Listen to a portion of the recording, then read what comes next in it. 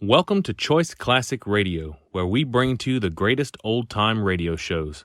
Like us on Facebook, subscribe to us on YouTube, and thank you for donating at choiceclassicradio.com. Ladies and gentlemen, the ringing of that phone bell means mystery, adventure. Nero Wolfe's office, Archie Goodwin speaking. Mr. Wolfe? Yeah, he's right here. Who's this? Archie, hang up. Don't ask questions. You have a what? Archie, it's past your bedtime. Well, I'm afraid, Mr. Wolfe, it's past his bedtime. Your bedtime. It's a client, boss. That's what I was afraid of. Foolish. Hello? Hello? Well, why do you look so bewildered? He's coming right over. He says he's got a date with murder.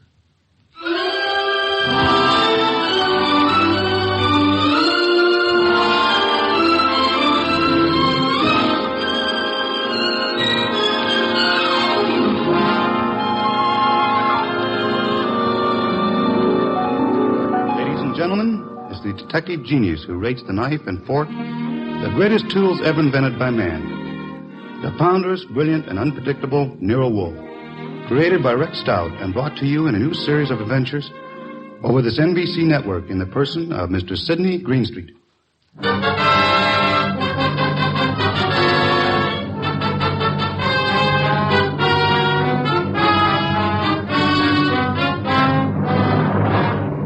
Tonight's story, The Case of the Calculated Risk, was as strange and baffling as any Nero Wolfe had to deal with.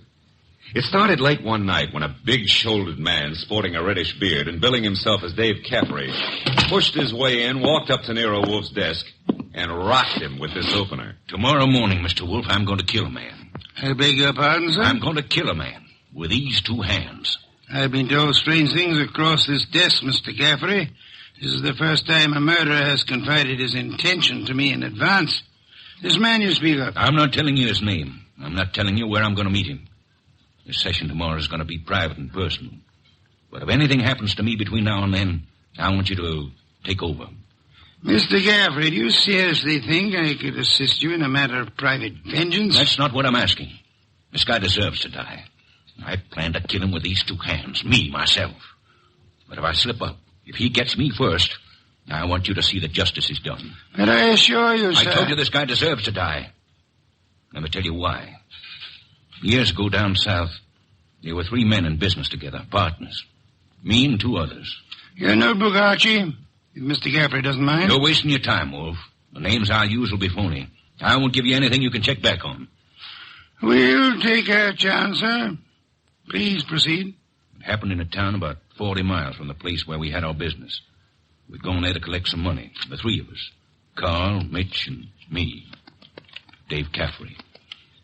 But all we collected was bad news. So bad that Carl hadn't even given our right names at the hotel.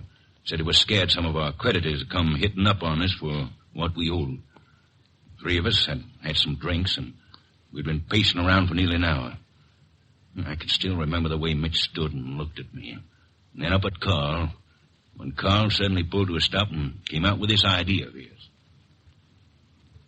So, Dave, you've got $6,000 cash on hand. You counted it, Mitch. But didn't we make it $62.40, Carl? Whichever. We've got this $6,000 odd, plus some slow accounts receivable against debts of $38,000. With three of us trying to live from the business, we haven't got a chance. Well, we ain't got much of a one, Carl, but... It's hopeless, Dave. With two partners, though. Two partners? You reckon on pulling out, Carl? I say we cut cards for it, Mitch. Low man drops out. Break up the partnership? After sticking together all these years? Wait a minute, Dave. Wait a minute. Maybe Carl's right. Maybe this could work. Carl, you mean the low man drops out clean? Right now? Right now, Mitch. Other two to take over assets and debts and see if they can get this thing back in the black. Okay, Carl. Get the cards out. Dave? Well, that's what you guys want. Okay, then. Here's a new deck. Shuffle them, Mitch. All shuffled. Cut them, Dave. Go ahead, Mitch. You get first pick. Spread them if you like. Here goes. 6. Your turn, Dave. Okay. 9 of clubs. Lucky guy, Dave. That puts you in whatever Carl pulls. I'll pull it fast. There she is. An ace. Sorry, Mitch. That leaves you elected. Well, Mitch, I'm sorry, too. I guess we all had a fair whack at it, but... Hey, wait a minute. Let me see that ace again, Carl. Easy, Mitch. I said I was sorry, Look, but... Dave. Yeah, what is it, Mitch? All the aces are marked. Carl, I'm going to cram this deck right down your crooked throat. Look out, Mitch. He's got a knife. Sure. Oh. Carl, you... All right. I've cut him for keeps. What do we do now? What do we do? Look, Carl, I didn't mark those cards. I didn't kill Mitch. And what's more... Shut up, Dave. We're both in and out now. Come on. Let's get out of here.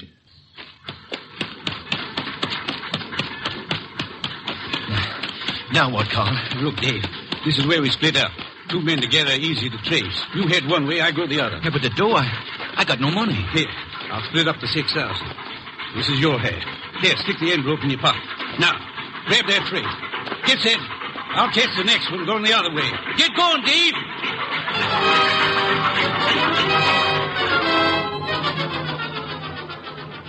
That's how it was, Mr. Wolfe. It all happened so fast that I... This man you call Carl, he would seem to be one of the world's choice creatures, Mr. Gaffrey. When I thought to look in that envelope he gave me, I found $40 and a few folds of wrapping paper in it. I was mad enough to... Well, I got off the freight and intended to go back, but... Then I picked up a paper. And read all about the murder of your friend Mitch with the statement that Carl had accused you of the crime, and that the police believed him in view of your escape. That's it. Classical, but not at all original. Well, I was young then and stupid. And I'd had those drinks to start with. And you spent the intervening years hunting down the man Carl, am I correct? Yeah. I tramped the country from east to west, from north to south. Tramped it for years, searching for him. And yesterday I located him. He's a big wheel these days up on that 37th floor of his. But tomorrow when I get... Yes, Mr. Gaffrey, the 37th floor of... Never mind what building. Now, wait a minute, Caffrey. If you expect Mr. Wolfe to help you... I don't want him to help me. I'll help myself. But if I slip up, I know Wolfe's reputation well enough to know that he'll never rest till this rotten, chiseling murderer is sitting in the chair. That's why I've come here. Just to provide a backstop in case my dear friend of long ago manages to get the best of me. How will we know? You see this envelope? Read what it says. Nero Wolfe, 601 West 35th Street, New York. Delivered to him in case of my death. That's right. And this envelope is $500. Nearly all I've got in the world. Along with it, the full details on that knife. Real names, dates. The proof you'll need in case I don't finish it up. Go on. Tonight, Mr. Wolfe, I'm going to give this envelope to the manager of the hotel where I'm stopping. I'm calling on, well, Carl. Tomorrow at noon, right after his secretary goes to lunch. If I'm not back in my hotel at 1 o'clock tomorrow afternoon, the hotel manager will deliver this envelope to you. Is that clear? Perfectly. But you don't think I'm going to allow you to go through with this wire plan, do you? You can't stop me. And don't have Goodwin follow me. I'd lose him in 2 blocks. Good night. Shall I try to tail him, boss? It's no use, Archie. Get Inspector Kramer on the phone at once. I want the police to help us head off this murder.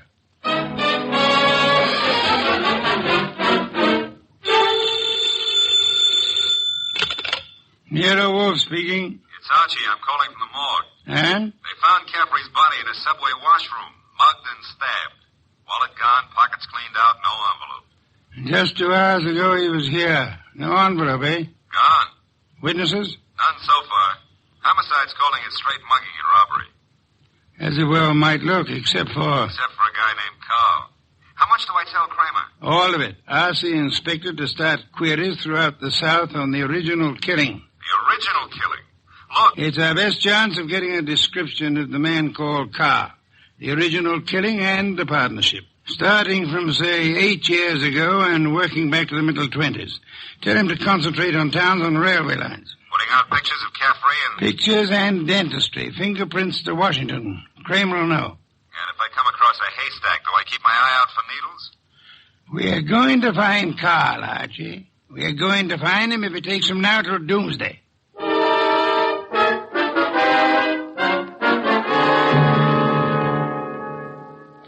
Mr. Wolfe, let's face it, we're licked. Licked, Archie? 3 days now. We found Caffrey's hotel here in New York. No traceable phone calls. Not a witness has turned up on that subway washroom party. And Kramer says he's getting nowhere with those answers from the Southland. The original story is bound to come slowly, Archie. We are asking a check on the unsolved killings of a dozen states over a 20-year period. And what now? You start trudging, Archie. Trudging? Through office buildings, through 37th floors of many office buildings. You keep trudging till we find him. Oh, now, wait a minute, Mr. Wolfe. This is a big city, remember? I might have to go through hundreds of buildings. This morning, Archie, the Municipal Reference Library informed me that there are exactly 34 buildings of 37 floors or higher in Manhattan. Now, when you rule out the United Nations building, hotels Okay. Maybe not so many 37th floors, but lots of offices per floor. Maybe 40 or 50. Call it 30 times 40, and you've still got 1,200 to start with. And you don't know what kind of business, you don't know what Carl's real name is, you don't even know what he looks like. There could be 4,000 men like him. 4,000 affluent men, Archie? Yeah, well, all right. Caffrey said he was in the chips, though. You know, for a guy who'd been bumming around, that could mean anything from 10 grand a year up. Hey, wait a minute, that cuts your field to 1,000. 1,000 tall men? Tall? I've been over those notes. Caffrey didn't say he was tall. As plainly as you could ask. Caffrey was almost your height, but he said Mitch stood and looked at me. And then he looked up at Carl. Up, Archie. That makes Carl your height or taller. Yeah. Well, maybe Caffrey and Mitch were sitting down, and Carl was, Caffrey told us the three were standing at the time. Check your notes. I've studied them. Okay. Maybe that does cut it down some. Yeah, it's still a lot of citizens that start checking for a southern accent. Don't rely on accent, Archie. Carl has had many years to lose any accent he might have had. Yeah, that's true. And so we narrow it, Archie. A man almost surely tall. A man not using the name he was born with. A man with an unexplained gap in his past. I ought to be able to reach right out and tap him. You go skeptical again, Archie. Well, it's still a pretty big haystack. Let's see if we can't trim it some more. On these building lists I've been going over, I've ruled out for now the members of professions requiring lengthy formal training. Medical men, lawyers, scientists of most kinds. Yeah, that's chopping it down, I'll admit that. I'll have further eliminations as we get into it. And I'm putting salt pans on a second list this afternoon. Some of the credit references I'll handle by phone. So I start trudging, huh? You start trudging.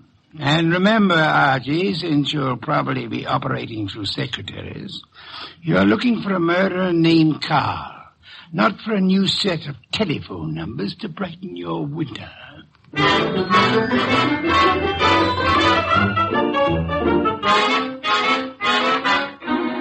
Tall?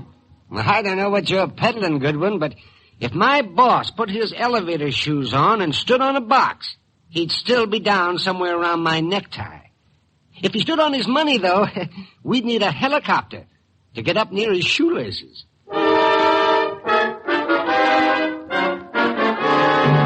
Oh, Miss Jonas, do you mind if I sit down? Why, of course not, Mr. Goodwin. Oh, thanks. You know, I've been in 12 offices on this floor, and you're the first girl who's seen the importance of this survey first crack out of the box. Well, I'm sort of new here, and I try to pay attention. Oh, you're not just beautiful. You've got a head on you. Is Mr. McLean in? Well, he's at lunch right now. Lunch? Oh, that reminds me. Know any good restaurants up this way? Well, I was just going to the downstairs drugstore myself, but I wouldn't say Well, that... come on. Put your bonnet on and let's skip the drugstore. This meal is on the Executive Resources Survey.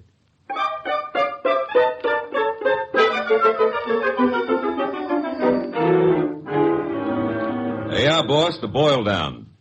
Tinsley, McLean, Fernandez, Tesreau, and Kaplan. All five of them tall, all five a little misty in the background. You and Saul have done well, Archie. Very well. But I'm crossing off Fernandez and Kaplan. Why? The Credit Bureau report clears Fernandez, and Kaplan was on a special war job. The FBI x-rayed his record twice. Leaving J.P. Tinsley, Carson McLean, and Philip Tesreau, huh? I'd like to see all three here, Archie. Get them here one way or another. And so you do admit that Tinsley isn't your real name. Mr. Wolfe, are you a blackmailer or what? I'm a licensed private investigator, sir. Any disclosure you make will be kept in confidence, provided it doesn't touch on the case I'm engaged on. You haven't said what the case is. I don't intend to. If you prefer to explain this mysterious gap in your background at the district attorney's office... Well, I'm using the name Tinsley because I've got an undivorced first wife out on the coast. We broke up 20 years ago, but she said she'd see to it that I never married again. And she knew where I was today. Well, I don't say I'm a saint, but she's a vindictive woman. I see. May I have names, dates, and places starting 1924?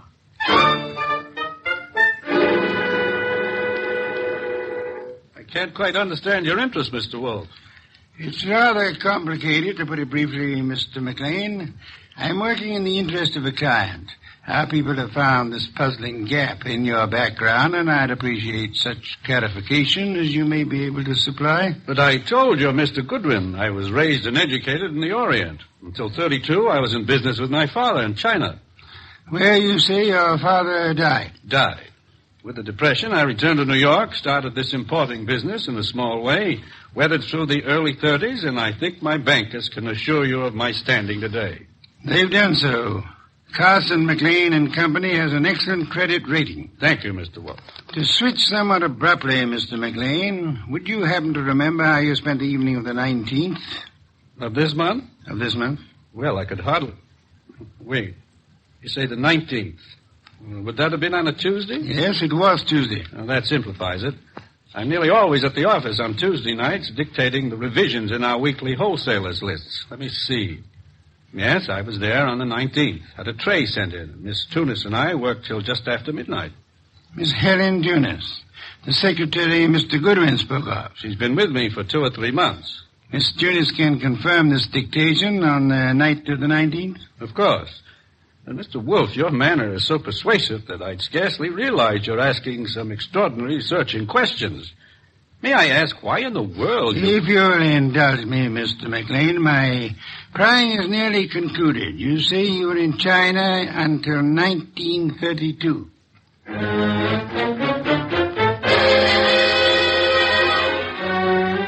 Mr. Tesreau, I'll be brutally frank. We know that your name is not Tesreau. And we know that you served a prison term from 34 to 38 for arson. I'd like some straight answers. I didn't say I wouldn't answer your questions.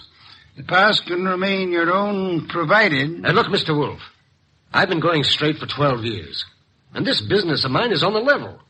Now, if this is a shakedown... I'm asking where you were on the night of the 19th. And I'm telling you I stayed in town. I ate alone. And I went to a movie. I caught the 11:35 for Stanford. And that's all there is to it. You're denying that you were ever in business in the South? I was born in the South, but I haven't been back there since I was a kid. What about the arson? I put in 4 years squaring for that mistake. Let's start again, Mr. Tesreau. You say you were in Cincinnati in 1931.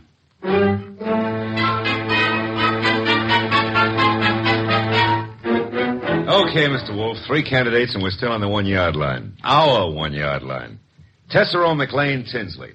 No, rule out McLean. He gave references enough for those years in China. And with Helen Tunis, he's got the one firm alibi we've laid on to. Caffrey was killed before midnight. With conditions as they are in the Far East, Archie, it'll be weeks before cables came back on McLean's claims. Claims? You figure the whole Chinese background's a fake? I want you to see Miss Tunis again, Archie, taking all precautions for her safety. And this is one time I give you permission to ply her with all the attentions you can contrive. Are we far enough to pull tails on any of these 3? I've got Saul Pans on, Tesreau. And Saul promised to have men on Tinsley and McLean. Pictures of the 3 have gone to Kramer for circulation in the South. Oh. No answer yet from the coast on Tinsley, huh? Not yet. For the moment, Archie, you'll concentrate on Helen Tunis.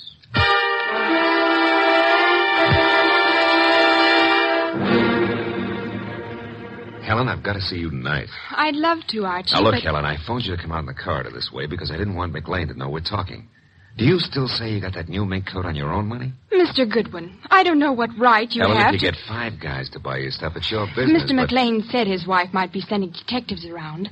Well, you can go right back to your old Mrs. McLean and tell her that I... Easy, Helen, easy. He was dictating to me. You know, baby, the harder you lie, the prettier you look. But if this is a fake alibi, and if you keep propping it up, you're going to find yourself in trouble. Bad trouble. Now, how about it?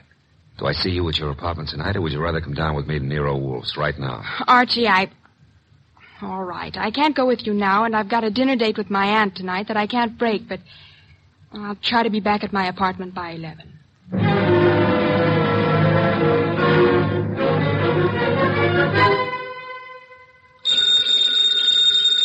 Archie. Nero Wolfe speaking. This is Archie, Mr. Wolfe. I'm at Helen Tunis's apartment. Well? I could cut my throat for not making her come with me this afternoon. Trouble? Not for her anymore, poor kid. I got here 3 minutes ago and found her strangled. Couldn't have happened more than half an hour ago. McLean. Didn't Saul Panzer say he was getting a tail on him? He was a new man, and he lost him. I should have left you on McLean, Archie. Yeah, we were both wrong. What do you want me to do? Phone the police immediately. Well, this is 32nd Street. I'm only 3 blocks in a job from the office. What if I come back and call from there? Come back, then. I'll phone Kramer myself. Mr. Wolfe, I'm still kicking myself for that. Look out, Archie. Too late, Mr. Wolfe. Keep coming right in, Goodwin, with your hands up. No, I wouldn't try that. McLean. And keep your hand out of that desk drawer, Wolfe. This time you're too late, McLean. My hand's in the drawer, and I think I'll leave it there. You don't think I'd shoot? I'm sure you would. But you've got 2 of us to cover now. No, Archie, don't try to draw yet. How'd you get in here, McLean? He surprised me after making his way in through the area way below, and of course it had to be Fritz's night out. I caught your fat friend just 2 seconds before he could get in his call to the police, Goodwin. I overheard his talk with you from the hallway here. My apologies for not crying out sooner, Archie. Get your hand out of that drawer. Pull it out without the gun, Wolfe, or I'll let you have it now. I refuse to, McLean. Seems obvious that you mean to kill us in any case. I'm afraid that's true, Wolfe. But when you called me here and Goodwin started making dates with Helen Tunis... Poor kid, I told her not to talk to you. He didn't, Goodwin. I've been scared of you and Wolfe since I followed Colby here that first night. Colby? You knew him as Caffrey. I caught up with him afterward in that subway washroom. No, keep that hand up and watch that gun of yours, Wolfe. When I found that envelope on him and read the letter to you contained in it, I knew he hadn't spilled the whole South Carolina story to you. South Carolina? Would the original knifing have been taking place anywhere near Hampton or Jasper counties? Hampton County. But our business is over the line in Georgia. It doesn't matter now. Pity, Archie. We learned this afternoon that we were growing warm on South Carolina. Mr. McLean, may I ask what you hope to achieve by this insane project of disposing of Mr. Goodwin and myself? I'm buying time, Wolfe. I've $90,000 in small bills in that bag there, plus a plane ticket to Buenos Aires. I've got a silencer on this gun. If you 2 aren't found till tomorrow morning, I'll be out of the country before they start looking for me. You don't think the police will put out an alarm for you when they find the body of Helen Tunis? Goodwin left it to you to report that. Remember? Let's remind ourselves to be prompter on reporting deaths, Archie. Starting with our own, Mr. Wolfe? Glad you can take it that way, Goodwin. You actually think you can knock the 2 of us off? I'm about to find out, Goodwin. One moment, McLean. You've never been a real gambler. You know that. With marked cards, of course. But you're not the man to face a sure loss now. A sure loss? The loss of your life. Within seconds after you try to pull that trigger. I told you I had a silencer. You think anyone will hear the shots? There'll be more shots than you count on. My hand's on a pistol now in this drawer, and Mr. Goodwin has a .38 in his shoulder holster. You can't shoot through the desk, and Goodwin won't get a chance to draw. You're an intelligent man, McLean. Vicious, but intelligent. May I describe the certainty of your immediate death if you don't throw that pistol on the desk and give yourself up? There are 2 of you, I know that, but... McLean, you must be aware that in the actual fact, exceedingly few men are killed instantly by a single shot, even from a pistol of heavy caliber. The one you hold is a .32. And it's a .45 in that drawer, McLean. I assure you, McLean, that neither of us will surrender the weapons we have. Should you start shooting, we'll both do our best to draw and keep firing till you're dead. You're stalling, Wolfe. What have I got to lose by trying for you both now? Your life? I'll correct that. The loss of some 6 or 8 weeks of your life, possibly months. whatever the time necessary to bring you to trial and to convict you and execute you for the murders you've committed. Suppose I cancel you out and then take my chances with Goodwin. A better choice, but still a dubious one. I'm fat, exceedingly fat. And for perhaps the first time in my life, I'm thoroughly grateful for that. My bulk affects the calculation, McLean. McLean, you could pull off all 7 shots and still not hit Mr. Wolfe where it counts. If you have to start, you better start on me. You exaggerate, Archie, and I thank you for the gallantry of it. No, it's quite likely that with 2 or 3 shots, McLean might well dispose of me, but not with your first shot, McLean, and we'll not permit you many more than your first. Look, if I promise to do no more than tie you 2 up to give me my head start, will you toss in your guns? Of course not. Do I speak for us both, Archie? Check. I say let's start it now. Wolf, if I give you half of what's in that bag, would you forget these admissions I've made and help on my defense? I've told you I refuse to bargain. I think that I should count 5. If your weapon hasn't been tossed on the desk by then, I'll do my best to get my pistol into action. Are you in accord, Archie? Start counting. Wait a minute, Mr. Wolfe. 1. If I trade half that bag for no shooting and 1 hour's start, no tying up, just your promise that... 2. All the bag for a half-hour start, 90,000. 3. Are you ready, Archie? All set, sir. Except if you're the one who walks out of this, call up every number in my little red book, huh? And tell each girl I was thinking of her just before you got the 5. Agreed. I resume 4. Okay. You win. Holy sweet Susan, it worked. A commendable choice, McLean, for us at least. You see, I'm afraid I forgot to mention one slight factor which might have operated in your favor. What's that, boss? I must confess, Archie, that my 45 is in the upstairs den where I took it to oil it last night. Holy cow, you didn't have a gun? Why, you dirty... Take it easy, McLean. I've really got one. Oh, by the way, Mr. Wolfe, signal's off on those women, huh? When my heart gets back down out of my throat, I'll call them myself. I'll trouble you for a beer first, Archie. And then, if you'll be good enough to phone Inspector Kramer, you can bid him pick up his triple murderer. The one-time cutter of cards. Fortunately for us, who's never been a real gambler.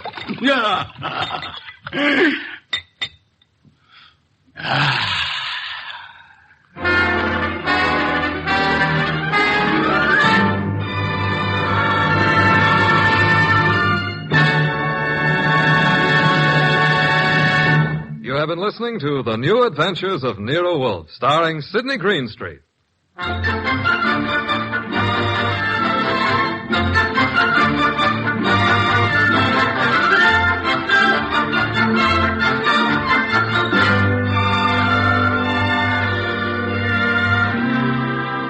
Tonight's transcribed story was based on the characters created by Rex Stout. This is an Edwin Fadiman program produced and directed by J. Donald Wilson. In the cast were Gerald Moore as Archie Goodwin and Lorraine Carter, Bill Johnstone, Howard McNear, Herb Butterfield, and Vic Rodman. Next week at this same time, Nero Wolfe and Archie will bring you The Case of the Phantom Fingers. Don Stanley speaking. 3 chimes mean good times on NBC.